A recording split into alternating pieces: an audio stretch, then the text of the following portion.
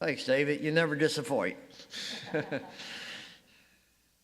We're looking at myths that make us miserable. If you don't expect much, you won't be disappointed. And to look at that, I want you to turn to Exodus, the 15th chapter, verses 22 through 27.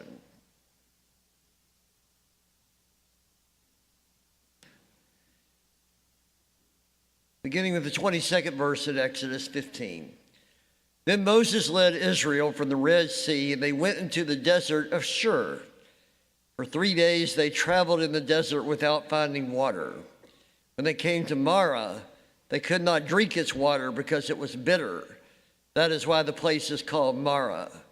So the people grumbled against Moses, saying, "What are we to drink?" Then Moses cried out to the Lord, and the Lord showed him a piece of wood. He threw it into the water, and the water became sweet. There the Lord made a decree and a law for them, and there he tested them. He said, "If you listen carefully to the voice of the Lord your God, and do what is right in his eyes, if you pay attention to his commands and keep all his decrees, I will not bring on you any of the diseases I brought on the Egyptians, for I am the Lord who heals you." Then they came to Elim, where there were 12 springs and 70 palm trees, and they camped there near the water. My favorite op-ed writer is David Brooks. He's a columnist for the New York Times. And just this very past week, he began a column of his with these words: "I'm sometimes grumpier when I stay at a nice hotel. I have certain expectations about the service that's going to be provided. I get impatient if I have to crawl around looking for a power outlet, if the shower controls are unfathomable, if the place considers itself too fancy to put a coffee machine in each room.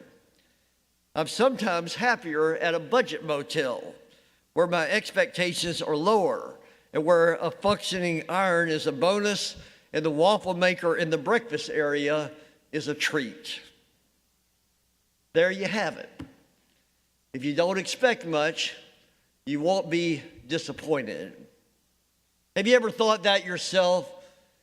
And so you decided to reduce your life down to the barest minimum, never to be hurt again. At one point you expected more. Maybe it was your job, maybe it was your marriage, maybe it was your church, and maybe it was, yes, your God. But no more. No more. There's something to be said to all that. And that is, friends, we only have one Savior. Hang around anything, anyone else, anyone else long enough, and sooner or later that person or that thing will inevitably disappoint you. Why is that? Because we all are pretty poor saviors. What I've discovered every time my expectations are not met is that yet another one of my idols has been exposed. Another curtain is drawn back so that I can see yet one more thing that I have propped up in the place of God. And so the issue becomes one of expectation. Of course it does. The very nature of disappointment means that somewhere along the way you had an expectation of someone or something that obviously didn't get met. And the pews of this church and the pews of every church I've ever known are filled with people who are still caught up in their disappointments, struggling with the wounds of some hurt. And so they have surrendered and taken that dangerous path of a smaller life and said to them this myth that makes us miserable if we go too far with it: well, I just won't expect anything. That way I won't ever be disappointed again. And some people have even stopped expecting anything really of God. Go to our story in our text this morning. If ever there were people who had high expectations of God It had to be these Israelites in the wilderness here in our text this morning. After all, they had just experienced the dramatic parting of the Red Sea, and were pretty sure that now God would do anything for them anytime that they needed it, if he could do that kind of thing. And so they were all confident of the God that they had. And poor Moses having to deal with people, a church full of high expectations. You know, this is the kind of thing every pastor search committee has. They bring in the new pastor. He's going to lead us to the promised land now. He's going to turn everything around. Sometimes we think that about our marriage. Now everything will come together. Maybe it was our job. Finally, everything will get it just right. Whatever it is, fill in the blank for you. Now everything is going to be okay. And now 3 days. 3 days, I mean, just a long weekend away from that dramatic Red Sea parting, they find themselves in Marah. Marah. How long has it been for you since you last expected something of God, or anyone else for that matter? Have you noticed how God's people in Exodus always seem to have a water problem? They get to the Red Sea, there's too much water. They get in the desert, there's too little water. Now they get to Marah, and the water is bitter and unfit to drink. And so 3 days out, and what do we see in this text? It says literally, they are grumbling. Grumbling. Who likes to be around anybody that's grumbling? 3 days. Friends, a short memory will always lead to disappointment. I have on my desk a little picture here. It's a field of flowers. I've kept it on my desk front and center every day I've been here as your pastor. There's a story behind it. When I was in my previous church in High Point, there was a time there I was going through a dark time in my life. Don't need to go to the details. Season of disappointment about some things. And I was going to my spiritual director, and all I could talk to him was about my disappointment, all about my hurt, all about the wounds, all about the dark stuff. That's all I could talk about.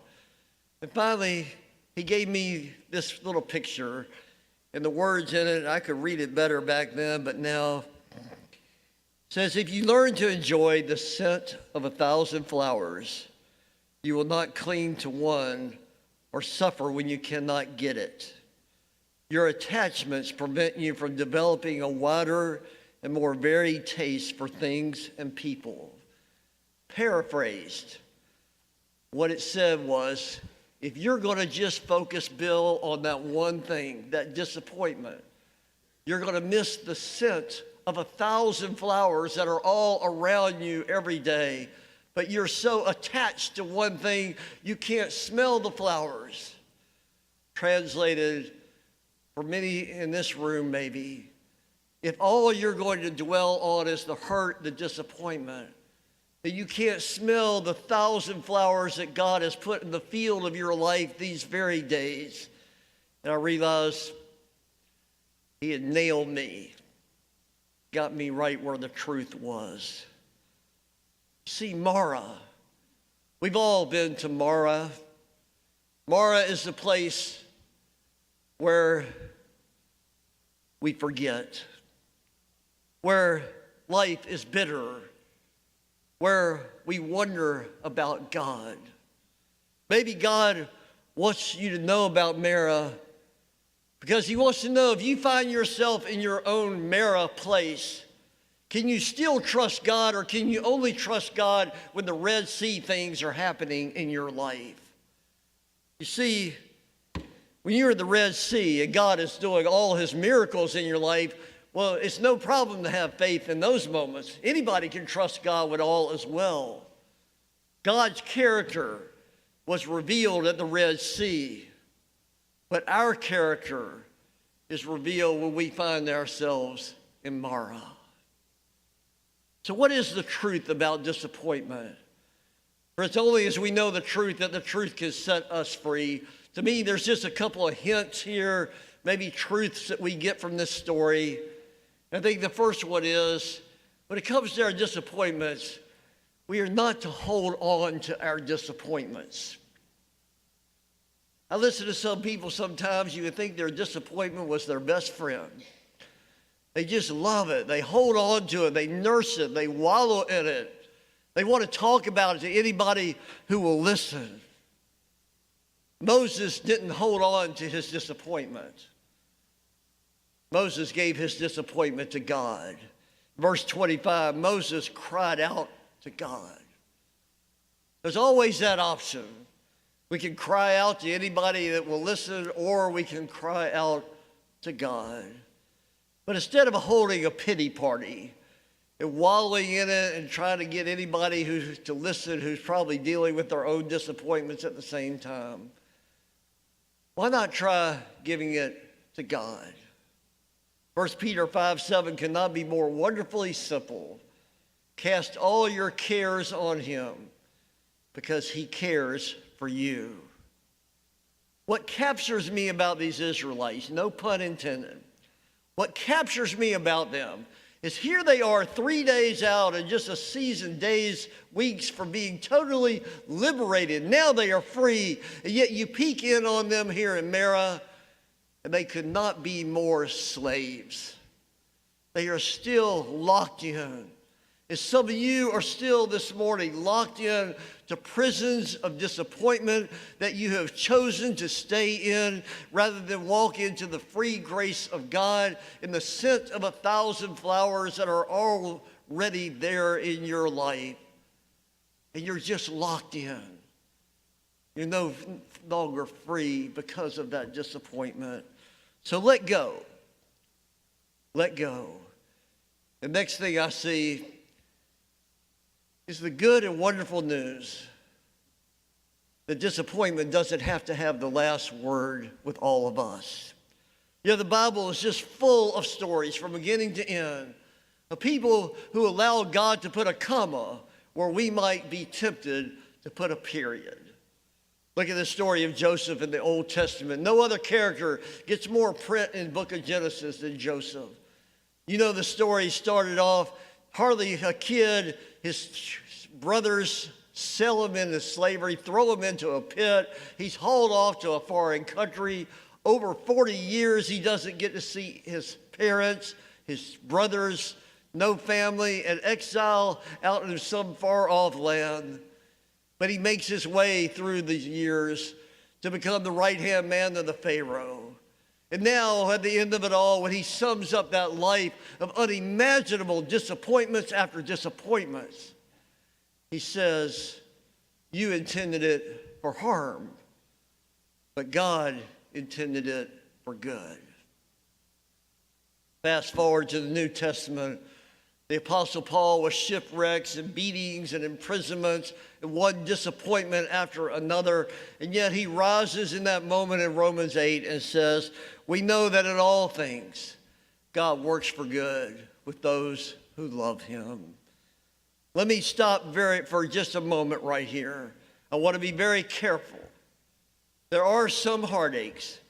There are some hurts and wounds that tragically will last a lifetime and be healed only when we see him face to face in glory. But some of us in this room can testify and remember, because we have a longer memory of times that seem to be bitter and lost, that now turned sweet and turned something of God.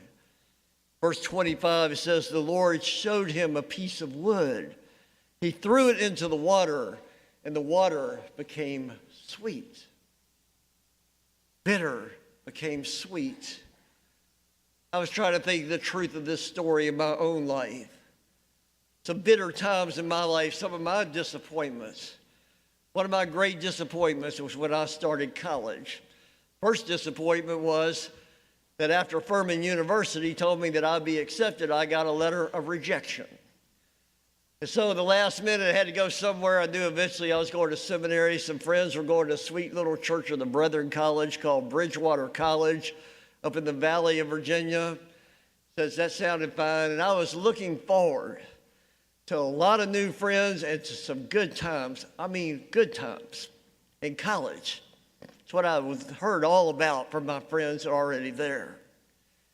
And I got there and pretty quickly discovered what has still been the worst sickness I've ever known in my life, called homesickness. 2 hours away, even not that far. Didn't have cell phones back then, had to go down the hall and pay phone to call anybody. Couldn't make a friend that seemed to save my soul, and never had any trouble with that before. Seemed invisible at times. And that place was dead on the weekend. And pretty quickly I said, I can't do this. And so almost immediately, literally, the very next semester, I started University of Richmond. Good Baptist school, 25 minutes from my parents. Sophomore year, first time in the history of the school, they hired a chaplain. David Burhans, who came in, I quickly became his student assistant. He officiated my wedding. He ordained me to the ministry. 36 years later, he's still my mentor in every kind of way, which I would have never known, except that bitter time, God took something and led me to a better place. Fast forward about 10 years. I'm 28 years old now, old, really old, 28, and not married. Living in the parsonage right on Main Street, pastoring the biggest church in a small town, everybody in a 4-county area thinking, I've got to get married. And so finally, I meet the person who seemed to be God's person for my life. We become engaged. My parents are thrilled, thank goodness, where he's going to have a wife. You know, my church is ecstatic. They're going to have somebody now to look after me in the parsonage. We're engaged over a long period, and eventually it doesn't seem that it's right. I go home and tell my parents. My father gets up and walks out of the room. I go and have a special called deacons meeting. I mean, if you're a pastor, you have to do these things. And they all are disappointed. And the whole church is disappointed. And worst of all, a special person is disappointed. And I'm disappointed. And a month later, I mean, when I'm vulnerable, when I'm on the rebound, a young new school teacher comes into town, doesn't like the Methodist minister across the street, thank goodness, checks out the Baptist pastor. I make the best prospect visit I've ever made in my life. And a couple of weeks ago, we celebrated our 30th wedding anniversary. So there you are. And I bet you can tell your story as well. If we don't have too short a memory, we don't just look at the one disappointment.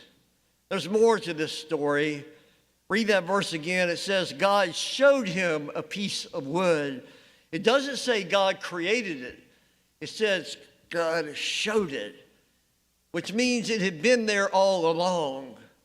But Moses or the others may have been so wrapped up in self-pity and hurt and disappointment that they couldn't see the providence of God that was right there before them. And so he had to show it to them once again.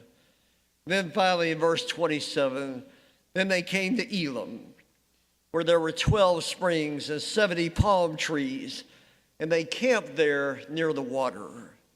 An oasis, palm trees, Bojangles biscuits, sweet tea, everything you could ever possibly want. So let me ask you, how far is Elim from Marah for you? For you, how far is it from where you have been, where there was delight and fullness and God was on his throne, to now where you find yourself in a place of darkness and hurt? Are you ready for this? How far was Elim from Marah? 5 miles. Just 5 miles, right around the corner, right down the street. You see, they stopped at Marah. They thought that was the whole story. But finally, they picked up their feet And all they had to do was go 5 miles. And Elim, the oasis, was right there around the corner. How do you get to your own Elim? You keep on going. You trust and you obey. You see, God didn't bring Elim to them. God knew where they were, and God knew where Elim was. They met up with Elim because they kept on going. Despite their hurt, how heavy their disappointment, they did not stop, because Elim, for many, many of us, is just around the corner if we would just trust in God. Friends, our hymn of invitation this morning, it's hymn number 447, Trust and Obey. We had a wonderful family joining the early service this morning, so maybe there might be some this day in this service who feel led to give your life to Jesus Christ, make your profession of faith, or maybe unite with this church or another church family, or some renewed commitment. I'll be at the front to receive you. Let us stand and sing hymn number 447.